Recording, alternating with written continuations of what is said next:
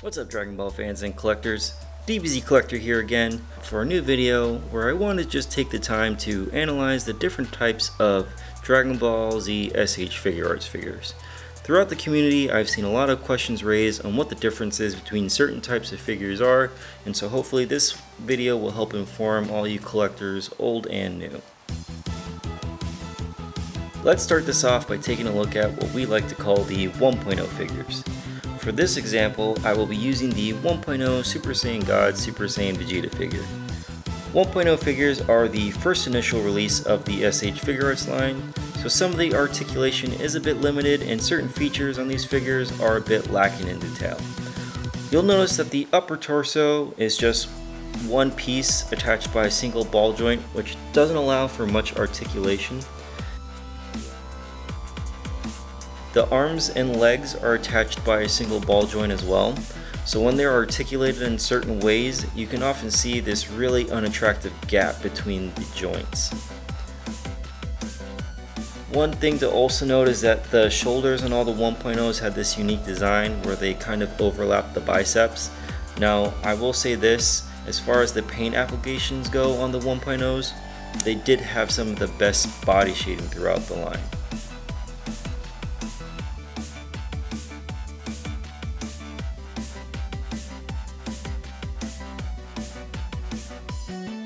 Moving on, we have San Diego Comic-Con figures, or SDCC figures. These SDCC figures are a special colored version of previously released figures and were not only exclusive to the US, but also only available to one specific convention held in San Diego known as Comic-Con every year. Now, because of this, these types of figures are highly sought after and are also very valuable. Since these figures are only available for their retail prices at Comic-Con, their aftermarket prices had the tendency to skyrocket. Here we have the SDCC 2012 Super Saiyan Son Gohan. Now, the key differences between the SDCC Gohan and the original release is that this version has the anime colors as opposed to the manga colors of the original version. Also, with the SDCC, the paint applications are greatly enhanced. You'll see better coloring and extra shaded added in. Essentially, the SDCC figures are exactly the same as their original release counterparts, with only the paint applications as the difference. However, some SDCC figures may have more or less accessories. Next up, we have what is called the Premium Color Edition. The Premium Color figures, much like the SDCC figures, are again basically the same as their original release counterparts, but with a slightly different paint scheme. Taking a look at this Premium Color Trunks, the major differences with this version is that the color of the Super Saiyan hair was changed to a more metallic gold color, and the faces also had a little bit more detail. However, this figure did not have as many accessories as the original did. It's also one thing to note is that there is only 3 of the Premium Color figures out there, being this Trunks, Vegeta, and also Perfect Cell. Now, it took a few more years for SH Figuarts to give their figures a much needed update, that being what we call the 2.0 figures. This here is the 2.0 Saiyan Raised on Earth Goku. With this figure, you'll see that the torso is now segmented into 2 different parts. This gives the figure what is known as an ab crunch. With this ab crunch, the 2.0 figures have more articulation in the upper torso, which also allows for more dynamic poses. The legs are now on what is called a butterfly joint, not only giving the figure better articulation from the waist down, but also a cleaner look when posed in different ways. The design of the arms were also updated, now attached via a butterfly joint as well, allowing for a better extension of the shoulder, which, speaking of the shoulders, they no longer have that weird overhang that the 1.0s had over the biceps. The hair sculpts and facial expressions were also updated with more detail to better match the characters. However, the body shading that was a high point of the 1.0s has been greatly diminished, and in some cases non-existent altogether. Some collectors will argue that some of these new 2.0 versions would appear to have too much of a glossy paint job, as opposed to their 1.0 predecessors, which had that flat paint scheme. But besides the debate on the paint applications, there is no doubt that the 2.0s are a much better designed figure than the 1.0 versions. In the last couple years or so, Tamashii Nations has held what's called Dragon Ball World Tours, where they stop at certain conventions all around the world, displaying their showcases for up-and-coming new releases as well as selling exclusive figures at each tour stop. Because of this, the term SDCC exclusive figure has shifted to what is now known as event exclusive figure. And these event exclusives are made available at each of these tour stops. Like the SDCC exclusive figures, the event exclusives are repaints of original versions with more or less accessories. However, in one of the latest event exclusive figure releases, Tamashii for the first time gave us a brand new figure, that being this figure here, the Ultra Instinct Saiyan Goku.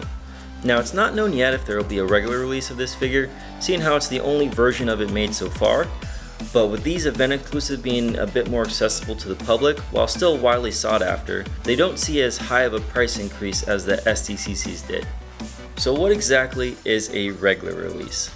Well, when a non-exclusive figure is announced, it can be one of two types of releases, a regular release or a web exclusive. Regular releases are made in mass quantities and the molds for that particular figure are kept with the potential to be re-released. They are usually easier to get and for the most part stay or close to their initial retail price.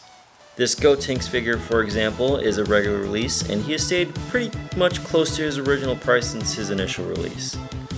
You also have the ability to pre-order regular releases without having to prepay or put down any deposit at most retailers, and you only pay when the figure is in stock and ready to ship. Web exclusives, on the other hand, are usually made only by the initial amount received from Tamashii Nations by all outside retailers, meaning that once all the orders are fulfilled, we will more than likely not see these figures re-released again in the future. Because of this, when a web exclusive is up for pre-order, payment is usually taken immediately by most retailers, while some will require at least a non-refundable deposit. Now, web exclusives do have the potential to see a much higher aftermarket price value. After all, these figures are released in limited quantity and are more than likely not to be reissued again. Taking a look at this great Saiyan figure, for example, if you notice the Japanese lettering in red here at the bottom, this is what will signify that the figure is a web exclusive. It's also important to note that only the figures that are web exclusives will come with the brown shipper boxes like this one here for Great Saiyan. However, this only holds true if you ordered the figure directly from Japan and had it imported to you. Now, to some collectors, the brown shipper box gives the figure a higher value and is also seen as a collector's item. But this is all based on personal preferences, because there are also collectors who will just throw these shipper boxes out altogether. Now, in the past, Bluefin held all the responsibility of distribution for SH Figuarts in all of the US, meaning it made no difference if the figure was a regular release or a web exclusive, and that orders would be fulfilled as they were made by all second-party retailers in the US.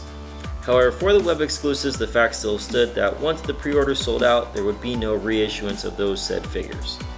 Also, any web exclusive figures that were purchased via a second-party retailer through Bluefin distribution in the US did not come with a brown shipper box. However, recently, Bluefin, in conjunction with Premium Bandai USA, has taken over the web exclusive orders for just the US, meaning that for US residents seeking purchase of web exclusive figures, they no longer had to go through a second party retailer, but now can directly order through Premium Bandai USA. With these particular pre-orders, payment is still taken upfront, but it is unknown at this time if those web exclusive figures purchased through Premium Bandai will come with the shipper boxes or not. Another question that I see a lot of collectors ask is, what do the different colored Toei stickers represent and what does that mean for the figures? So the Toei stickers were a way of letting collectors know that the figure they received is an official SH Figuarts figure. Now, the reason some Toei stickers have different colors or numbers was just a way of distinguishing on what region of the world those figures were distributed to. An example with US releases, they usually have a silver and purple Toei sticker, while the Japanese releases can have a gold or pure silver sticker. Just to note, the color of the stickers do not add any value whatsoever to the figures. They are exactly the same. Now, with the newer releases, some of them no longer have the Toei sticker, but instead have only the Tamashii Nations quality control sticker. which is just another way of showing that the figure is authentic. So no worries if you have both or one or the other. So that will conclude this video. Again, hopefully you'll find that any of this information has been helpful and answered any questions you might have had on SH Figuarts Dragon Ball figures.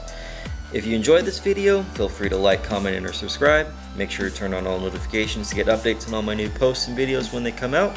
But until then, I'll see you guys next time.